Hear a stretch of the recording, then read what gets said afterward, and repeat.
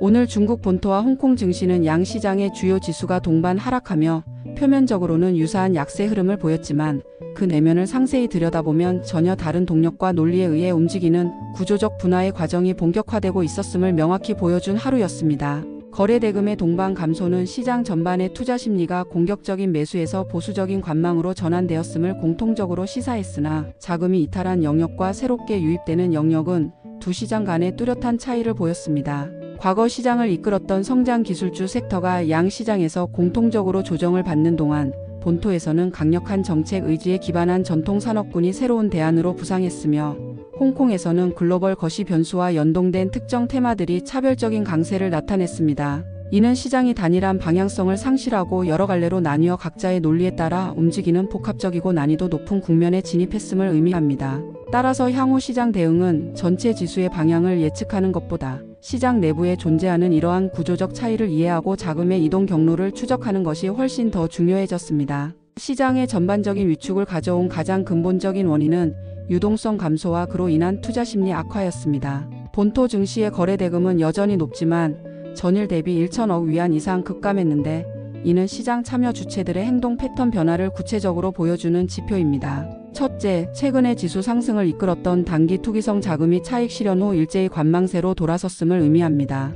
이들 자금은 추세가 명확하고 상승 동력이 강할 때 빠르게 유입되지만 변동성이 커지고 방향성이 모호해지는 즉시 위험 회피를 위해 시장을 떠나는 경향이 짙습니다. 이들의 이탈은 지수의 단기적인 상방 압력을 현저히 약화시키는 직접적인 요인으로 작용했습니다. 둘째, 중장기적 관점을 가진 기관 투자자들 역시 신규 자금 투입을 주저하고 있음을 시사합니다. 이는 향후 정책 방향이나 기업 실적 개선에 대한 가시성이 충분히 확보되지 않았다고 판단하고 섣부른 매수보다는 포트폴리오의 리스크 관리에 더 집중하고 있다는 방증입니다. 셋째, 개인 투자자들의 추격 매수 심리가 크게 위축되었습니다. 상승장에서 소외될 것을 우려해 뒤늦게 시장에 뛰어들던 매수세가 자취를 감춘 것은 시장 전반의 낙관론이 퇴색하고 보수적인 분위기가 확산되었음을 보여주는 중요한 증거입니다. 홍콩 증시 역시 거래 대금이 2067억 홍콩달러에 그치며 비슷한 상황을 연출했습니다. 이러한 유동성 감소는 필연적으로 시장의 변동성을 키우고 특히 밸류에이션 부담이 높은 성장주 섹터에 대한 매도 압력을 가중시키는 결과를 낳았습니다. 유동성 위축의 가장 큰 피해자는 양 시장에 공통적으로 포진한 기술주 섹터였습니다. 본토에서는 그동안 인공지능과 반도체라는 키워드를 중심으로 가파른 상승세를 보였던 첨단 기술주 그룹에서 동시다발적인 조정이 나타났습니다. 이는 단순히 기술적 조정을 넘어 해당 섹터의 단기적인 성장 기대감이 상당 부분 주가에 선반영되었으며 이제는 구체적인 실적과 성과를 증명해야 하는 단계에 이르렀다는 시장의 평가가 반영된 결과입니다. 이러한 본토의 조정 흐름은 홍콩 시장의 기술주에 대한 투자 심리에도 직접적인 영향을 미쳤습니다. 특히 홍콩 증시의 반도체 대표주인 SMIC가 시장 기대치에 미치지 못하는 2분기 실적과 향후 가이던스를 발표한 것은 결정적이었습니다. SMIC의 주가가 8% 넘게 급락하자 이는 개별 기업의 문제를 넘어 반도체 산업 전반의 업황 둔화 가능성에 대한 우려로 확산되었습니다. 이 충격은 즉각적으로 화홍 반도체를 비롯한 다른 반도체 관련주들의 동반 하락을 촉발시켰으며 나아가 하드웨어의 부진이 결국 소프트웨어 및 플랫폼 기업의 성장에도 영향을 미칠 것이라는 연상작용을 일으켜 알리바바와 텐센트와 같은 대형 기술주들의 주가까지 끌어내렸습니다. 이는 본토의 내수 자금과 홍콩의 글로벌 투자 자금이 공통적으로 기술주에 대한 밸류에이션 부담과 단기적인 성장 모멘텀 둔화를 우려하며 비중을 축소하는 명확한 동조화 현상을 보여준 것입니다. 기술주가 동반 침체의 늪에 빠진 것과 대조적으로 본토 시장에서는 반내권이라는 현재 중국의 경제 정책 방향을 관통하는 핵심 개념이 자리 잡고 있었습니다. 반내권은 단순히 과도한 내부 경쟁을 지향하자는 구호를 넘어 과거의 저효율고 오염 성장 모델에서 벗어나 산업 구조를 고도화하고 질적 성장을 추구하려는 국가 차원의 강력한 의지를 담고 있습니다. 이는 정부 주도하에 공급 과잉 상태인 산업의 구조 조정을 촉진하고 경쟁력 없는 한계 기업을 퇴출시키며 남은 선도 기업들이 기술 개발과 효율성 향상에 집중하도록 유도하는 정책입니다. 이 정책의 직접적인 수혜 대상으로 지목된 분야가 바로 풍력, 전력, 철강, 비철금속 등 전통적인 기간 산업이었습니다. 예를 들어 정부가 환경 규제를 강화하고 소규모의 비효율적인 철강 공장이나 시멘트 공장을 폐쇄하면 전체 공급량이 줄어들게 됩니다. 이 과정에서 살아남은 대형 기업들은 자연스럽게 시장 점유율을 높이고 공급자 우위 구조 속에서 제품 가격에 대한 결정권을 강화할 수 있게 됩니다. 이는 곧바로 해당 기업들의 수익성 개선으로 이어지기 때문에 투자자들은 이러한 구조적 변화에 베팅하며 관련 종목들을 집중적으로 매수하기 시작한 것입니다. 일부 종목이 연속 상한가를 기록하는 등 강력한 매수세가 유입된 것은 이러한 움직임이 단기적인 테마가 아니라 중장기적인 산업 재편 과정에서 발생하는 구조적 기회라고 판단하는 자금이 시장에 들어오고 있음을 방증합니다. 본토의 정책 기반 움직임과 달리 홍콩 시장의 차별화 동력은 글로벌 거시 경제 변수와 특정 산업의 고유한 이슈에서 비롯되었습니다. 본토의 반내권 정책이 홍콩의 시멘트 관련주에 긍정적인 영향을 미친 것처럼 두 시장의 연결고리가 존재했지만 홍콩 시장은 그보다 훨씬 더 다채로운 외부 변수에 의해 움직였습니다.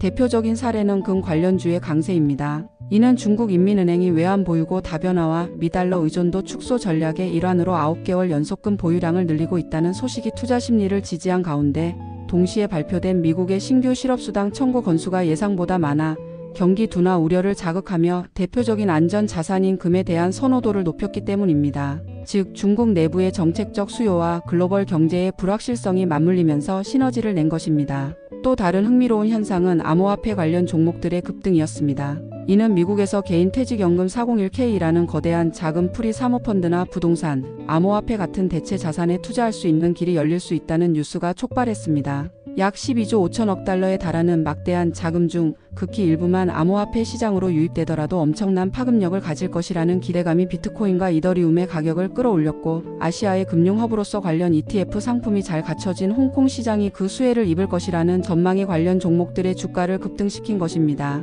이러한 현상들은 홍콩 시장이 중국 본토의 정책 방향뿐만 아니라 미국의 금융 정책이나 글로벌 투자자들의 위험 선호도 변화와 같은 외부 요인에 의해 얼마나 크게 좌우되는지를 명확하게 보여줍니다. 이러한 차별화 과정에서 각 시장의 정책적 세부 사항들은 특정 섹터의 주가 흐름을 더욱 극적으로 만들었습니다. 본토에서는 신장과 티베트를 연결하는 신장철도공사의 공식 출범 소식이 단순한 인프라 건설 뉴스를 넘어 중국 서부 대개발과 1대1로 전략의 연장선상에서 국가의 장기적인 전략적 투자가 집중될 것이라는 신호로 해석되었습니다. 이에 따라 신장 지역에 기반을 둔 건설, 건자재 기업들의 주가가 급등하며 정책의 낙수 효과에 대한 기대감을 즉각적으로 반영했습니다. 또한 최고인민법원이 발표한 민영경제촉진법 실행 가이드라인은 데이터 재산권과 인공지능 관련 분쟁 처리 기준을 법적으로 명시함으로써 그동안 규제의 불확실성 속에서 위축되었던 민간 기술 기업들에게 예측 가능성을 제공하고 장기적인 투자를 유도하는 중요한 제도적 기반을 마련했다는 평가를 받았습니다.